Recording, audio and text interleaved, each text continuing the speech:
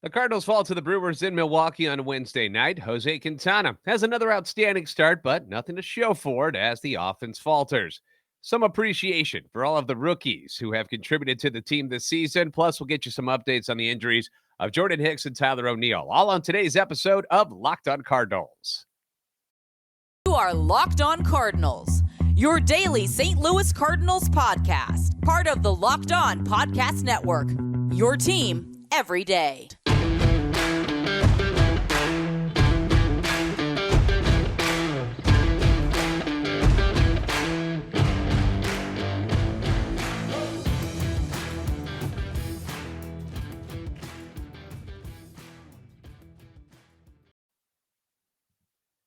Hey there, Cardinals fans. I'm JD Haffern, and I'm a national radio sports anchor, born and raised in the Lou and a lifetime Cardinals fan. And I'm your host for Locked on Cardinals, part of the Locked on Podcast Network, covering your team every single day. You can follow me on Twitter at JD Sports Radio. You can also follow the podcast at LO_Cardinals. I want to thank those of you who make Locked on Cardinals your first listen every day. We're free and available wherever you get your podcasts, iTunes, Spotify, Google Podcasts. We're also available on YouTube. That's right. My ugly mug is allowed on YouTube. So if you want to see it and interact with us that way, by all means, we invite you to come on by and like and subscribe. Comment so you can interact with us. Make sure you're hitting that notification button as well, so you know anytime that we put out a new episode or we go live, whatever we might be doing on YouTube. So that's another way to get notified about all of the good stuff that we have going on. This is a show serving Cardinal Nation and giving the best fans in baseball all of the info about the birds on the bat. As you can see, we're on this side. I've got Halloween stuff going on. Yeah, where is it? How do I do it? See, this is all backwards on the YouTube. See, there you go. I love Halloween. Halloween is awesome. And I'm excited for it again this year. I'm also excited about the fact that October does not mean the end of Cardinal baseball either. We're going to the playoffs, but got to get through the rest of the regular season first. And last night, the Cardinals had the sort of B squad out on the field in Milwaukee. They fall to the Brewers 5-1. The starting lineup, a bit of a mashup of mostly rookies and backups. Now, did they do this because the team was hungover from Tuesday's celebration of winning the NL Central Division Championship? Perhaps. I mean, a mix of champagne, beers, and high noons would give most folks a headache and cause you to move a little bit slower the next day. By the way, good hangover remedy, in case you guys are wondering, Pedialyte. Pedialyte is so good. That baby stuff, it's like a formula type of thing. It's like Gatorade on crack. Like, it's so good. You can guzzle that stuff the next day, following morning after a night of heavy boozing. You'll feel right as rain the next day. But the lineup, I don't really think that's what happened to the guys. Was this lineup was it more of a product of the starters earning and deserving another day off, with Thursday being an off day? That's more likely. Donovan, who's a rookie, was leading off. Dylan Carlson coming back from an injury, batting second in right field. Goldie, who's just a bulldog and probably requested to play, was DHing. Juan Yepez, rookie, playing third base. Corey Dickerson, who's been in a horrible slump trying to get out of that, was in left field. Paul DeYoung, the backup infielder at shortstop. Alec Burleson, rookie, playing first base. Andrew Kisner, the backup catcher, was catching. And then you had Ben DeLuzio, another rookie, in center field. Now, this lineup going up against Brandon Woodruff, who was 12-4 with an ERA just over 3 coming into the game. You weren't expecting all that much, and that's exactly what you got. Woodruff throws 6 shutout innings, strikes out 10 before handing it off to the bullpen with a 2-0 lead. The Cardinals' only run came on a home run by Andrew Kisner, leading off the 7th. It was his 4th home run of the year and 2nd in the last 2 games.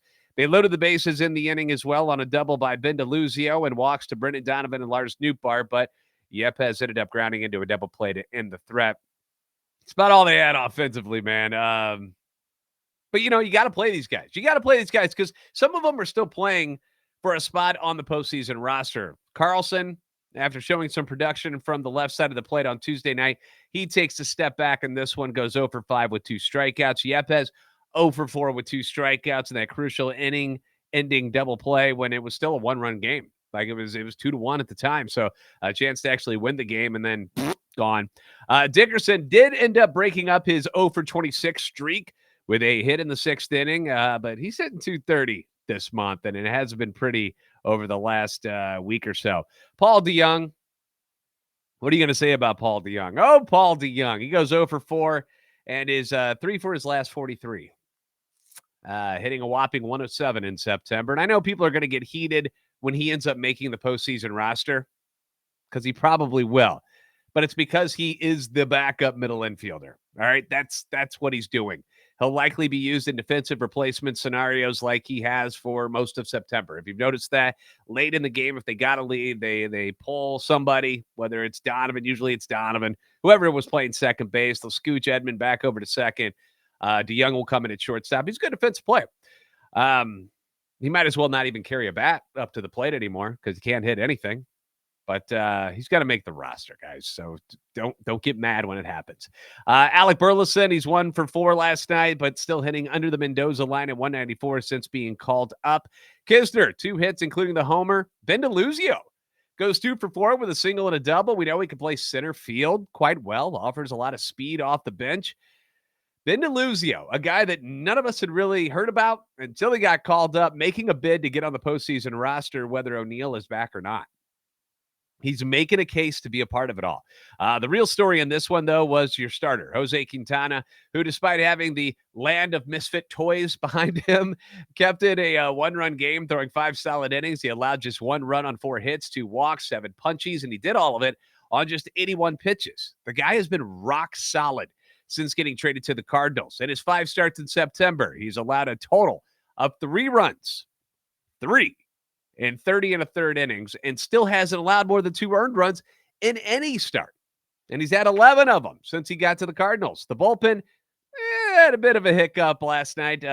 Chris Stratton, damn glad to meet you, allows 1 run in 2/3 of an inning. Steven Matz comes in, he gives up 2 hits, and he walks a guy, but wiggled out of it without giving up a run. Jake Woodford got a hitter out. Congratulations, Jake. Good to see you. But then things got kind of fugly after Jojo Romero entered the game.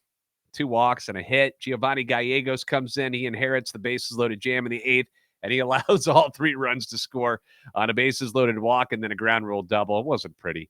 All of those runs charged to Jojo Romero, who's placed in the bullpen for the postseason. That's certainly on shaky ground right now, for sure. He's been struggling recently. It was a nice story when they got him in the Edmundo Sosa trade from Philly.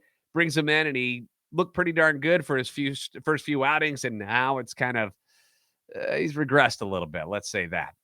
The win by the Brewers combined with a loss by the Phillies left the 2 teams just a half game apart in the race for the 3rd and final wild card spot in the National League, which will be the opponent for the Cardinals in the wild card round. Both teams trail the Padres, who appear to be headed to the 2nd wild card seed. Milwaukee has 7 games to play, 4 against Miami and then 3 against the Diamondbacks, all at home, while the Phillies have 8 games left on their schedule, all on the road. 1 at Chicago, 4 at Washington, and 3 at Houston.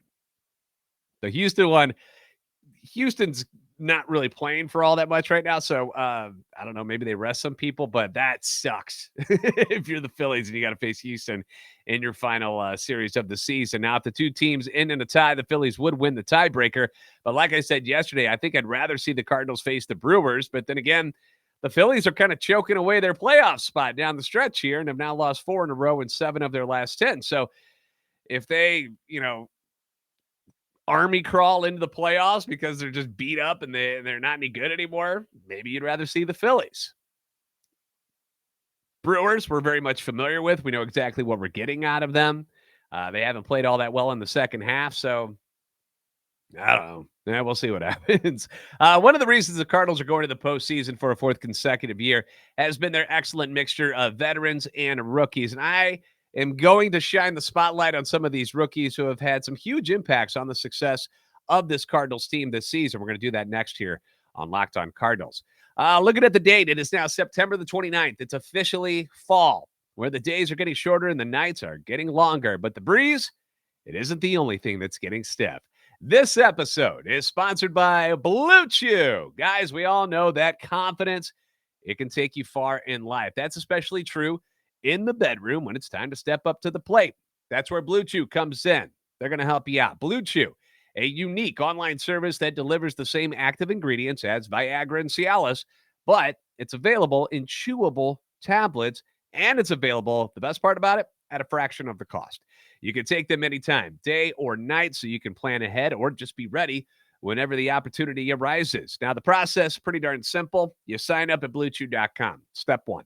Step 2, you consult with one of their licensed medical providers. Step 3, once you're approved, you'll receive your prescription within days. And that's it. It's all over. And the best part about it is it's all done online. You don't actually have to go and do the awkward face-to-face conversations with a doctor or, whoever's working the front desk at the doctor's office. Hi, what are you here for? You don't have to worry about that. No awkward conversations. No waiting in line at the pharmacy. It's all simple, done online. BlueChew's tablets are made in the USA. They're also prepared and shipped direct to your door, and it comes in a discreet package. There's not going to be some big sign saying, this guy's taking BlueChew. That's not how it works, okay? It's very discreet, very easy to get delivered to you. Not a lot of reasons to not try this product. They always say first impressions are important. But what about the lasting impressions? You want them thinking about you after you're gone, don't you? So if you could benefit from a little extra confidence when it's time to perform, chew it and do it, get BlueChew. And we've got a special deal for our listeners today. If you try BlueChew, you get to try it for free. And when you use our promo code Locked On at checkout, the only thing you got to pay for is the $5 shipping. That's it. BlueChew shows up at your door. That's BlueChew.com, promo code Locked On to receive your first month free. Visit BlueChew.com for more details and important safety information. We want to thank BlueChew for being a sponsor of today's podcast.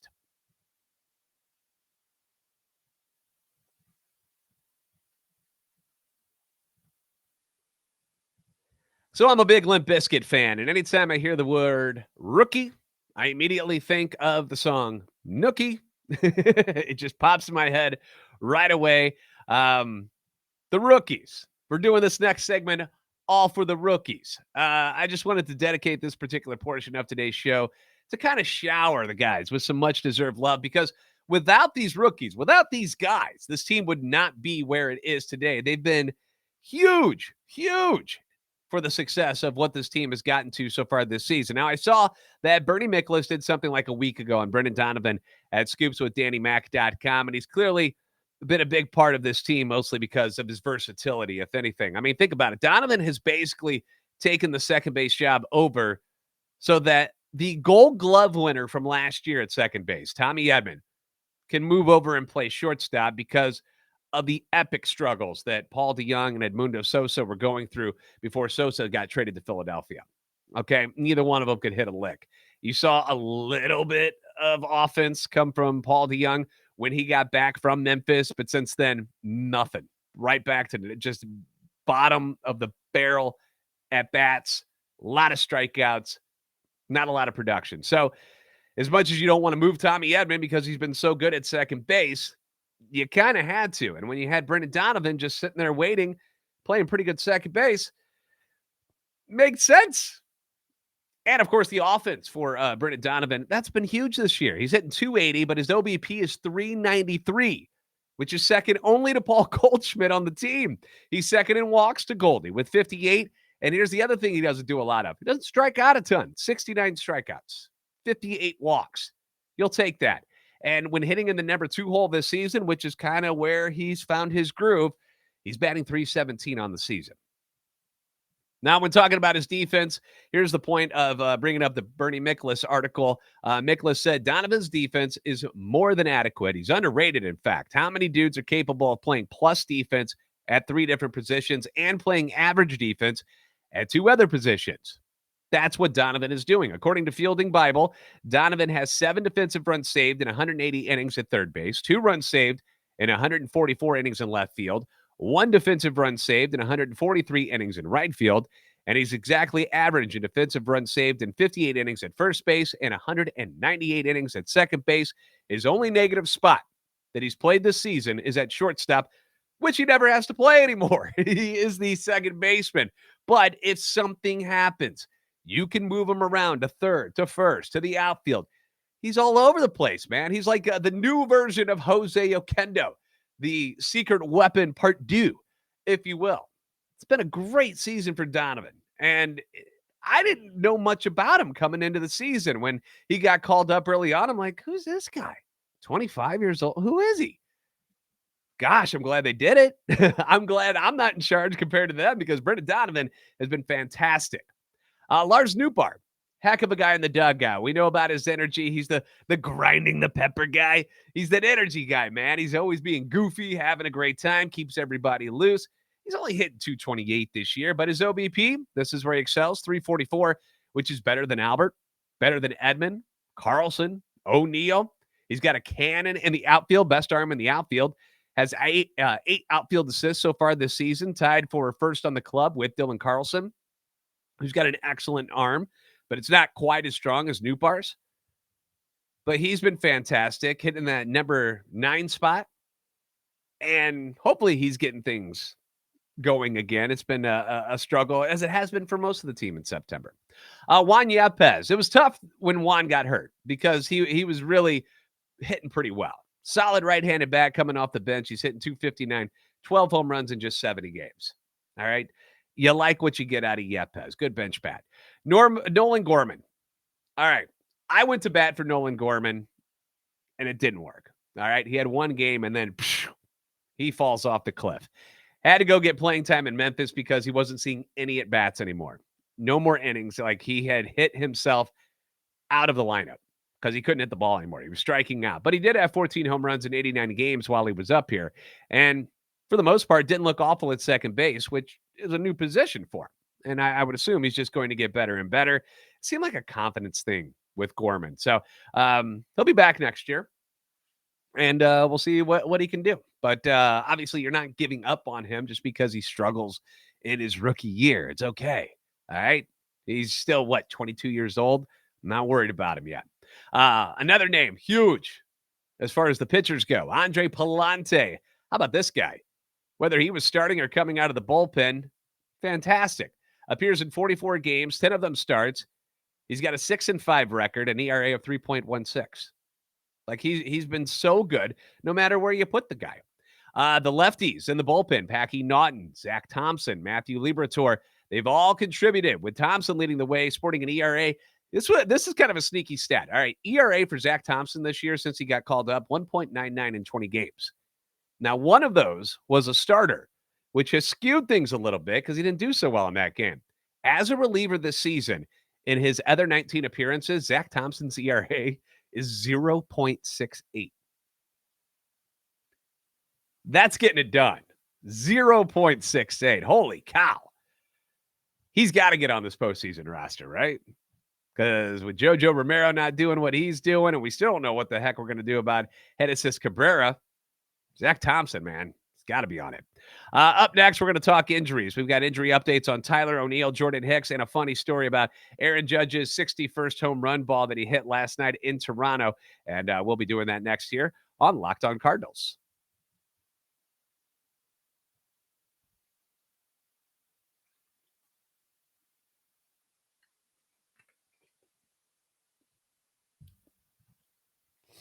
All right, so let's get into the injuries. Tyler O'Neill, left hamstring strain, progressing through his rehab program.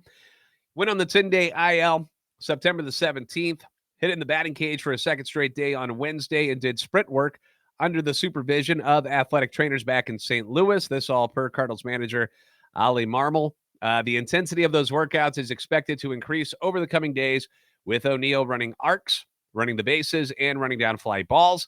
The Cardinals are hopeful of having O'Neill back in time for the start of the playoffs, which will be on October the 7th. We know what O'Neill's story is. All the talent in the world, but the season been marred by injuries. 2 hamstring strains. He had a shoulder impingement, a wrist contusion. I mean, every couple of weeks it was something.